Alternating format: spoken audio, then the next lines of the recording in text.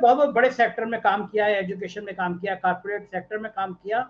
ये जो देश के मौजूदा हालात हैं वो खतरनाक इसलिए भी, आज सुबह का 6 बजे मैंने वीडियो लोड किया है कि लोगों का भरोसा खत्म हो रहा है। लोग देखते हैं कि एक दिन अचानक एक महिला सुप्रीम कोर्ट के चीफ जस्टिस पर यौन शोषण का आरोप लगाती है, चीफ जस्टिस सत्ते में आ जाते हैं, कुछ ही महीने बीतते हैं, वो महिला गायब हो जाती है, उसके आरोप गायब हो जाते हैं, कुछ मनचाहे फैसले चीफ जस्टिस से हासिल कर लिए जाते हैं और चीफ जस्टिस राज्यसभा के सदस्य बन जाते हैं।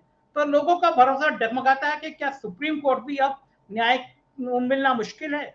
लोग सुप्रीम कोर्ट के फैसलों पर सवाल उठाना शुरू करते हैं। प्रियंका जी ने बड़ी मेहनत करी थी लोकपाल के लिए, लोकपाल कब आया, कितनी शिकायतें आती हैं, हम सब देखते देखते हैं। ह्यूमन राइट्स ठप हो गया है। उत्तर प्रदेश में ह्यूमन राइट से मरने वालों की संख्या देश में सबसे ज्यादा हो गई है। तो जो संवैधानिक व्यवस्थाएं हैं, इनसे आम आदमी का भरोसा खत्म होता जा रहा है और अब पार्लियामेंट में सांसदों को बाहर का रास्ता दिखा दिया जा रहा है। ये देश कहां पहुंचेगा और डेमोक्रेसी कहां रुकेगी। शुभ Lakshmi ji, please mic unmute कर लीजिएगा। नहीं, आप बिल्कुल सही कह रहे हैं संजय जी। और एक लोकतंत्र में रहने वाली नागरिक होने के नाते मेरा ये नजरिया है कि मुझे बहुत दुख हुआ था 2014 में जब इतने प्रचंड बहुमत से सरकार आई थी। हालांकि बहुत जोश और बहुत खुशी का माहौल और बहुत जोश के साथ वोटिंग करके सरकार लाई गई थी।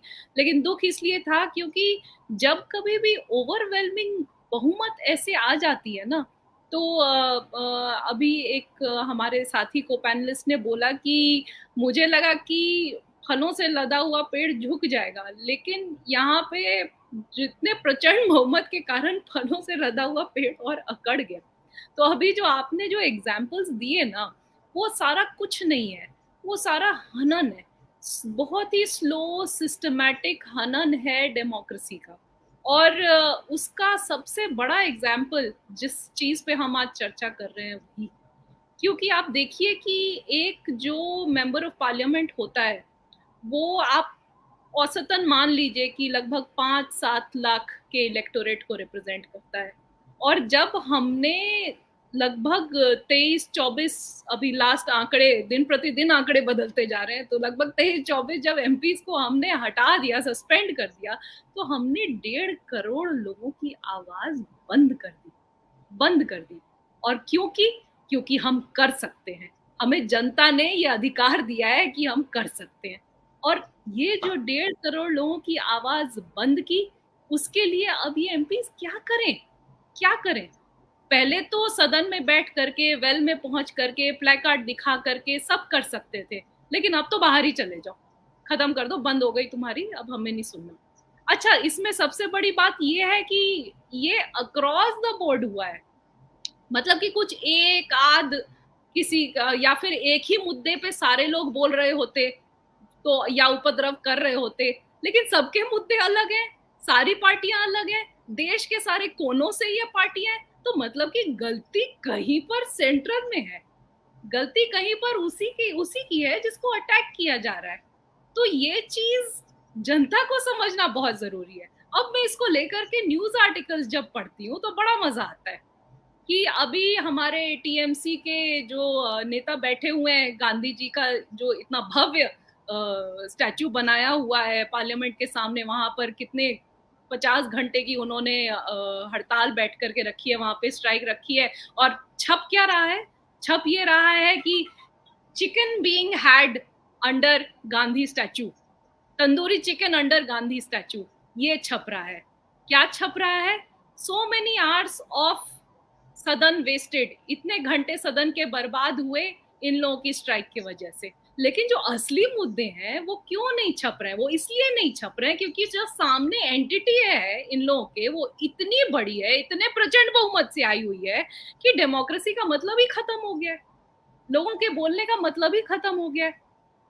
अब आपका अधिकार है पार्लियामेंट के अंदर डिसिप्लिन मेंटेन करना, ठीक है, लेकिन ऑपोजिशन का भी तो अधिकार है, they have a right to protest.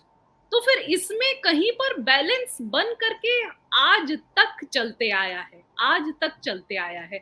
और आप रिकॉर्ड उठा करके देख लीजिए, 2019 से पहले तक, बल्कि 2014 से पहले तक मात्र 5 ऐसे इंस्टेंसेस हुए होंगे हमारे दोनों सदनों में कि इतने मास तरीके से सस्पेंड किया गया हो एमपीज को।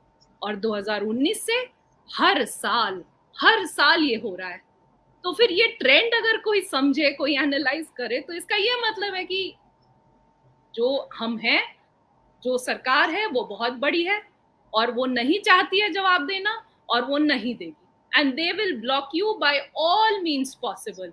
अगर सदन के बाहर अलग अलग हथकंडे अपनाए जाएंगे, उसमें से कई आपने भी मेंशन करे, जो सुप्रीम कोर्ट के जस्टिस के साथ हुआ है, और सदन के अंदर अलग अलग हथकंडे इस्तेमाल किए जाएंगे, जैसा कि है कि इन्हें बाहर फेंक दिया जाए। और तब तक ये जो 1.5 करोड़ लोग हैं जिनके रिप्रेजेंटेशन ये नेता कर रहे हैं, वो उनकी आवाज कुचल दी गई, दबा दी गई। और जब तक के लिए मुझे लगता है कि जब तक के लिए इस कंडीशन में, जो ये कंडीशन है हमारा, जो इतने प्रचंड बहुमत में सरकार बैठी हुई, एक स्ट्रॉन्ग ऑपोजिशन लोग, जनता वोट करके नहीं लेकर के आएगी, तब तक के लिए इक्वेशन बदलने नहीं वाला है। लेकिन शुभ लक्ष्मी जी, क्या लग रहा है आपको, ये हालात तो कोई भी सत्ता, इतनी ताकत की सत्ता इतनी उदार तो होने वाली नहीं है, और कम से कम ये सरकार तो इतनी उदार होने वाली नहीं है। तो भविष्य क्या, ये कब तक चलेगा, कैसे चलेगा?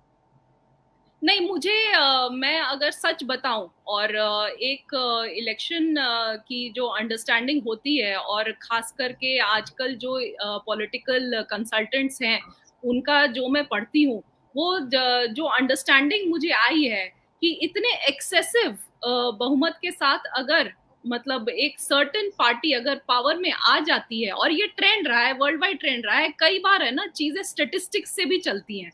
There is always pattern in chaos. तो स्टेटिस्टिकली अगर देखा जाए तो ऐसी सरकारें बहुत जल्दी नहीं हटती हैं।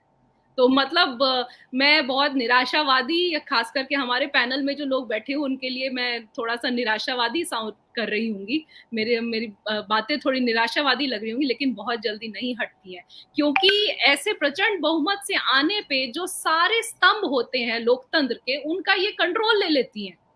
और कंट्रोल लेने के बाद इस एक पटकथा रची जाती है जिसको दिखाया जाता है, और पीछे बैकग्राउंड में कुछ और हो रहा होता है, लेकिन लोगों को वो पटकथा बेच दी जाती है, वो कहानी बेच दी जाती है, और लोग एक्सेप्ट भी कर लेते हैं।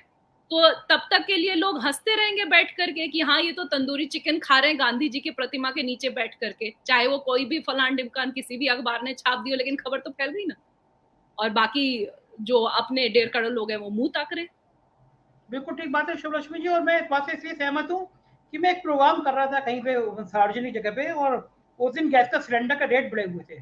तो मैं बोल रहा था, जब मेरी बातचीत खत्म हुई, कैमरा बंद हुआ, तो एक महिला मेरे पास में आई, रेस्टोरेंट से बोल रहा था, पठानकोट से बोल रहा था।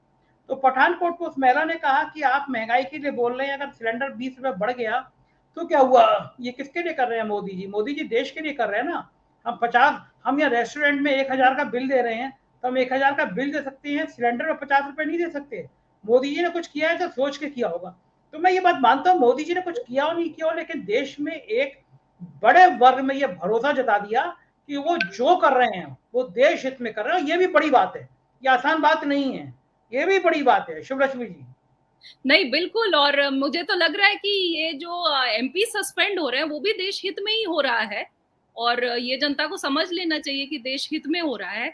और इसमें कितनी मतलब अजीब बात है कि छोटे इवेंट्स, मतलब आप ट्रेंड देखिए, छोटे इवेंट्स को इतना बड़ा बना करके, जैसे ये सस्पेंशन है, ठीक है, मतलब ऑब्वियसली ये बड़ा इवेंट है, लेकिन मुद्दा ये नहीं है, लेकिन इसको एक डिस्ट्रैक्शन मैकेनिज्म यूज करके, और जो असली मुद्दा है उस पर से ध्यान भटका दिया जाता है।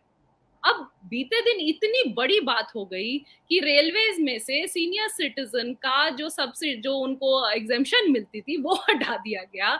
इतनी सारी चीजें हो गई, लेकिन ये सब बैकग्राउंड में है। क्या फोर फ्रंट में है कि एमपीज डिसरप्ट कर रहे हैं सदन, एमपीज डिसरप्ट कर रहे हैं सदन। तो ये वही कि बैकग्राउंड में कुछ और चल रहा है, और सामने पटकथा कुछ और बुनी जा रही है, और वो बेची जा रही है, वो बिक भी रही है, क्योंकि आपकी सरकार है, आपकी चलती है, आपका बहुमत है।